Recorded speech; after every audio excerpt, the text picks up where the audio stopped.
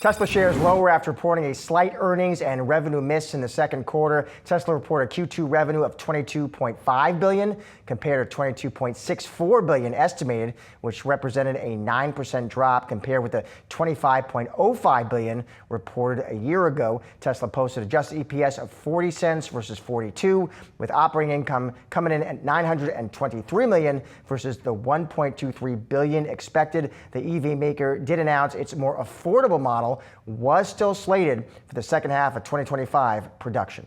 Tesla's future success could ride on CEO Elon Musk's next moves inside and outside of the company. We're taking a forward look at what that future could look like. Joining us now is Karim Bousta. He is a former vice president at both Tesla and LYFT, and is also co-founder and managing director of DVX Ventures. It's a venture capital firm and company creation platform. Welcome, Karim. First, Karim, just listen, as a former Tesla employee, your reaction to the results, Karim. What do you make of the report? Well, I think this is confirming a trajectory that we've seen for the first the last few quarters, which is a trajectory of declining sales, double-digit decline in sales, double-digit decline in profit, and this is happening in a EV market that is growing double-digit globally. So I think this is concerning in terms of the trajectory that the company seems to be on. And the biggest concern, to be honest, is the fact that the only way to get out of this cycle and change the trajectory is for the company to go back to what has made it successful in the past, which is to launch and build amazing products that customers love. So we're still expecting announcements with regards to a new product, a lower cost vehicle. Not a lot of details, but I really think this is one of the things that could take at least the automotive business out of this trajectory and into a more positive future. When we do talk to bulls on the stock, Karim, and we talk about their product portfolio and what's ahead, some of them more optimistic because of the revamped Model Y, because of that new affordable model on the way. They see better days ahead for deliveries. What do you make of that argument? Well, I think you have to look at the world as it is today, very different than even 4 or 5 years ago, where Tesla was a clear leader, clear innovator, disruptor. In the meantime, competition has caught up. We're seeing every month new models, new products being announced. We're seeing a lot of competitors being very successful, launching products that show tremendous growth with a lot of innovation. And frankly, something that Tesla was the leader in, which I call the customer love. So customers enjoying and loving these products. We see it with American manufacturers, European manufacturers, Chinese, Korean, etc. So it's a very different situation than we had a few years ago when Tesla was ahead of everybody. Now they're having to play catch up on all fronts, and that makes it really hard because of the quality of the competition out there. And Karim, when you talked about competition, you mentioned China there. There was this comment, Karim, I don't know if you saw this, from Ford's Jim Farley, and he was talking about the Chinese EV market, Karim, and he, of course, has made a bunch of trips over there to China, and he said, it's the most humbling thing I have ever seen. They have far superior in-vehicle technology. What do you make of those comments, Karim? Do you agree with them? I have to say I agree. I was at Tesla at the time when we were launching Tesla in China.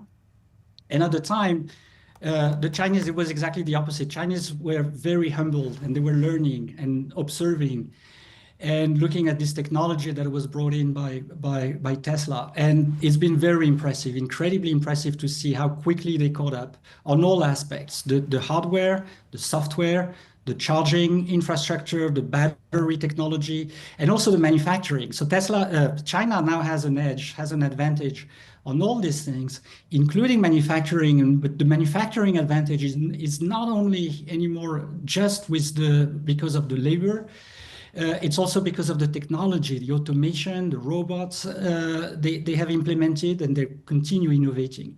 So it's very impressive to see, and I must say that I agree with that comment that China has made incredible progress and has clearly become the strongest competition out there.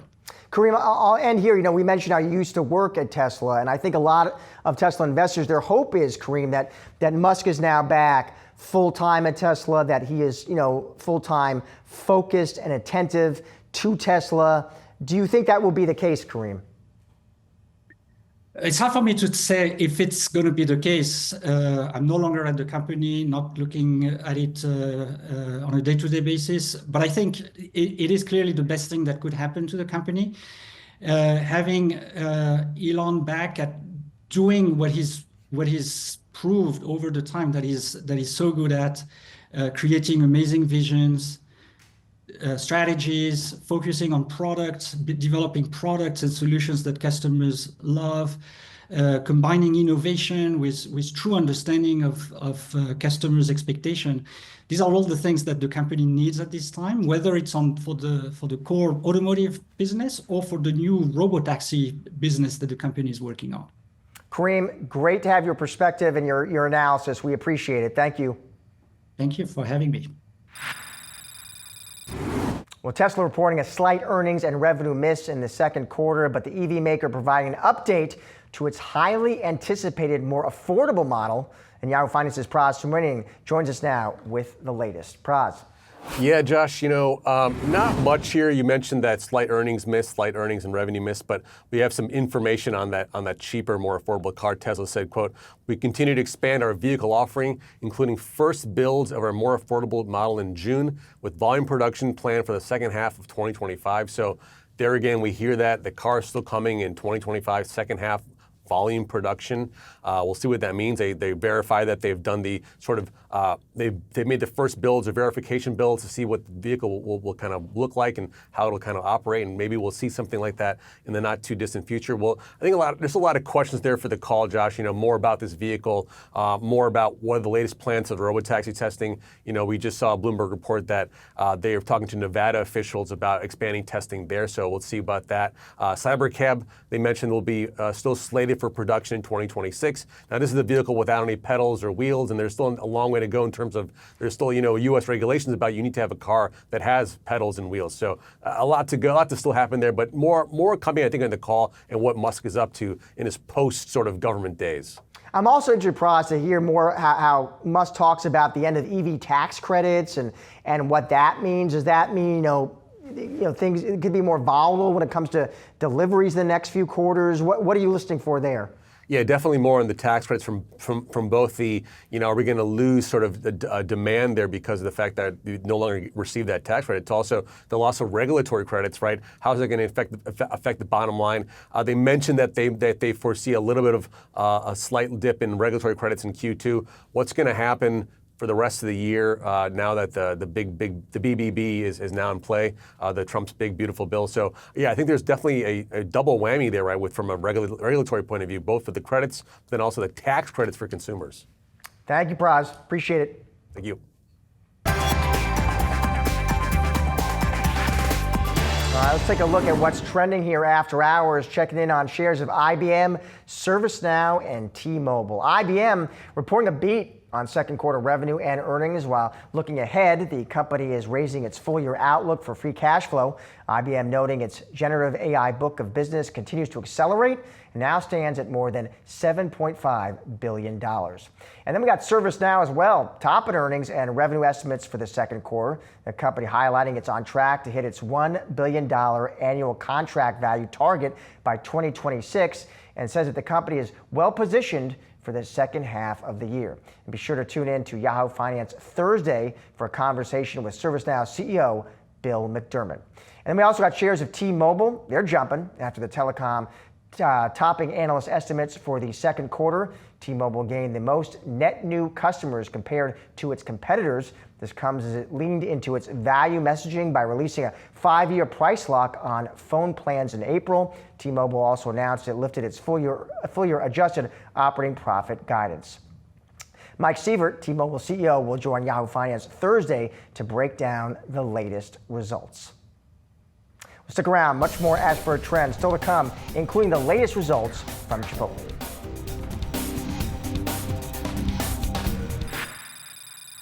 Shares of Chipotle Mexican Grill sinking here following their latest earnings results, and Yahoo Finance's Brooke DePalma is here with the numbers. Brooke. Josh, this was the second consecutive quarter for a same-store sales growth decline for Chipotle, and investors certainly not pleased. The stock sliding as much as 10% in after-hours trading. Let's get right to those numbers here. What exactly we saw was a miss from same-store sales growth. It came in lower than expected, down 4% compared to the 2.9% decline that Wall Street had expected. Revenue also missing slightly, while adjusted earnings came in line with expectations. When you think about what exactly drove that miss on same-store sales decline, it was largely foot traffic. That came in lower than expected, coming in down 4.9% versus what Wall Street had expected, a 4.4% decline. Now, it's important to note here that the call with investors is currently underway, and we're getting a bit more color here. The company saying that there was a slowdown in foot traffic in May, and then thanks to marketing initiatives, there was positive same-store sales growth in the inter-quarter and positive transactions, and that has extended into the third quarter in July. But CEO Scott Boatwright saying, quote, considering the ongoing volatility in our trends in the consumer environment, we now anticipate comparable sales to be about flat for the full year. That is a cut from what Chipotle had previously set out when it comes to their full year guidance. They had previously expected an increase of low single digits. And what we're seeing is investors certainly holding on to that. The company once again saying that it expects sales to be flat. And when you take a look at the stock over the past year, or rather year to date, what we've seen is a decline of 12% for Chipotle's stock price. Of course, this was a company that got lots of momentum over the past year as fast casual came into popularity as consumers really sought out value. And now in these after hours trading, we're seeing Chipotle stock down about 8%. All right, thank you, Brooke. Stick around, much more Ask for a Trend still to come.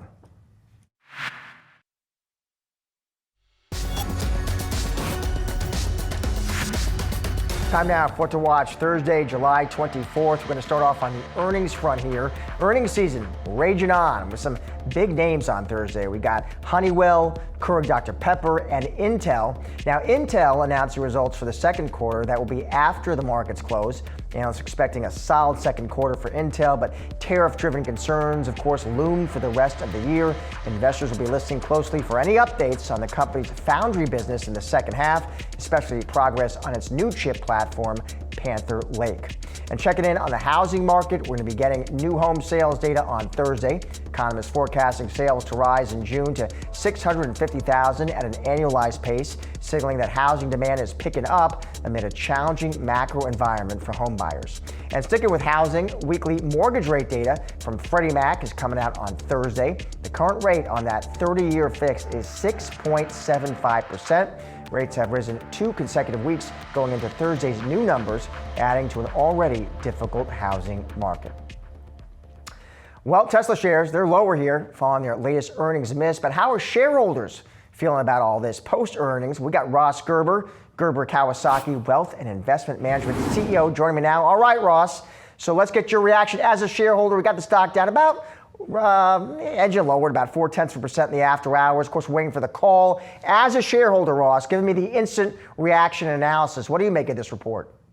Yeah, I mean, it's garbage. I mean, it's sad and depressing to me that this is a business in decline when it should be, it's in a growing industry, but it has great products and it should be a growing business, and it's not. And now, if you take out the regulatory credits, they're cash flow negative. They're basically cash flow break even with the regulatory credits.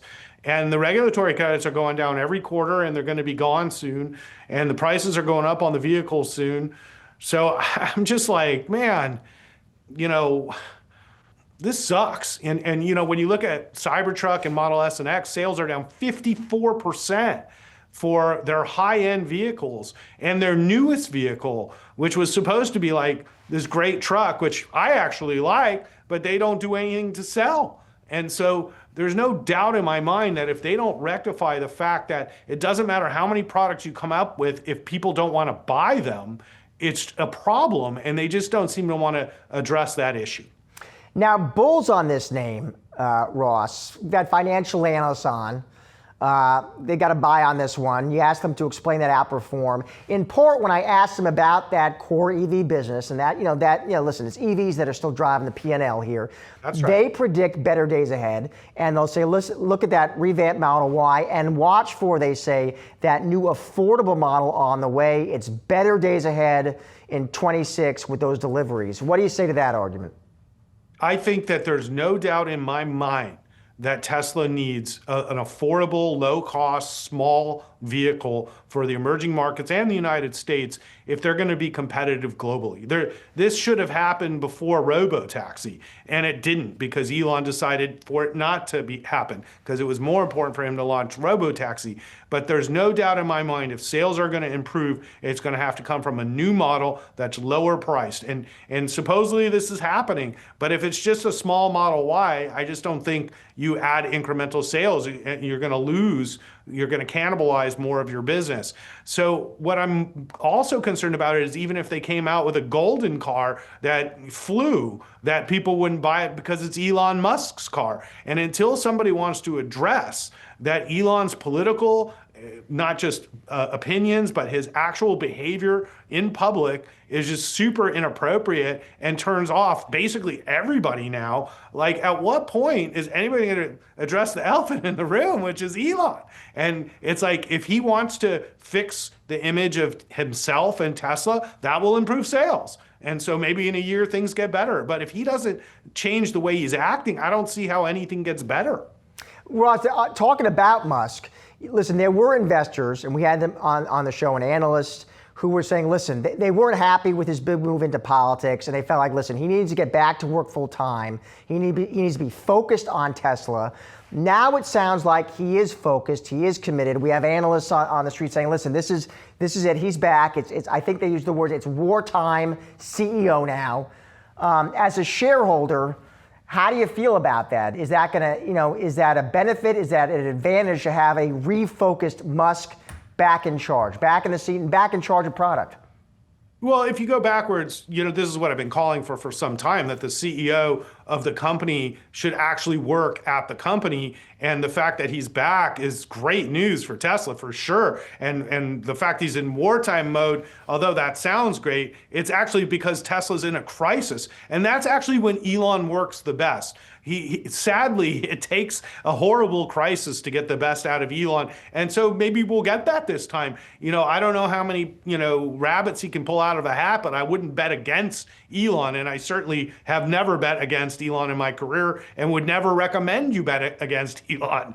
And I'm long the stock still. But it doesn't change the fact that even probably the best thing you can do is work at Tesla and never tweet again and never say anything again. And in a year, I think Tesla would be fixed. But the working at Tesla is one big portion of repairing a lot of the issues Tesla has, but it doesn't change their image problem. It doesn't change the fight with Trump that he continues to stoke that will come back to haunt him for sure. And it certainly doesn't change the fact that liberals across the world absolutely hate him and look at him as the symbol of everything that's wrong. And until he wants to address that, I still think it's going to be hard for Tesla to grow. As a shareholder, Ross, are you interested in seeing Tesla and xAI combined? Because Musk will say, listen, this is not an EV company, this is an AI company. Would such a combination make sense to you as a shareholder? Well, I think that's what's going to end up happening, whether I like it or not, because it's really sort of Elon's grand plan to get full control of Tesla would be to have Tesla make an all-stock offer for xAI, which he majority controls. xAI should have never been started. It should have been Tesla. It should have all been inside Tesla. So the fact they've got a $100 billion company that they build outside of Tesla just to help Elon eventually regain control of Tesla, it's just, I don't know how to call it. It is what it is. That said, I think that's what ultimately will be, unless Elon really sees the value of not being in a public company environment, which I think he does see that value. So that would be the only thing that would preclude Tesla buying XAI. But sadly, I think Tesla shareholders are going to vastly overpay for XAI, and they need the cash out of Tesla's balance sheet for XAI to grow. So I think this is going to happen, and it's just a matter of time. I want to squeeze one last one in here, Ross. Spoke to another investor on the show. Their excitement, their enthusiasm, Ross, it's all about, for them, the robo-taxi service. Do you share that enthusiasm? Well, I don't know about you, but every time I take a Uber or a Waymo, I'm going from A to B. What is so exciting about a business that's been around for a long time? The fact that a human isn't driving and it's a robot is nice. Like, I like Waymo a lot, and Waymo's doing a great job, and I prefer it over Uber. They really have done a great job, but does this really expand the market for ride sharing? I don't see it really. And then ride sharing as a business is already super competitive between Uber, Lyft, and now Waymo. And ride sharing doesn't work in every city. So I just don't, even in the best case scenario, this is a tough business to get in and to win when you already have robo-taxis on the road from a competitor like Google that has unlimited resources. And you can see the strain on the balance sheet right now with CapEx spending and free cash flow going down to basically zero, and CapEx spending going higher and higher. That's what's going to happen with Tesla on the short term, is CapEx spending goes up and up, but the revenue doesn't come for years. It took 8 years or something plus for Uber to be profitable. And, this is a long-term bet for Tesla and at best for a low margin business. So I'm not that excited about robo-taxis. I don't see what's so great about it. I get in a Waymo, it takes me from A to B, cost me $20, big deal. Ross, always good to see you. Always great to have you on the show. Thank you, my friend. Yeah, thanks for having me. That's a wrap on today's Ask for a Trend. Have a great night.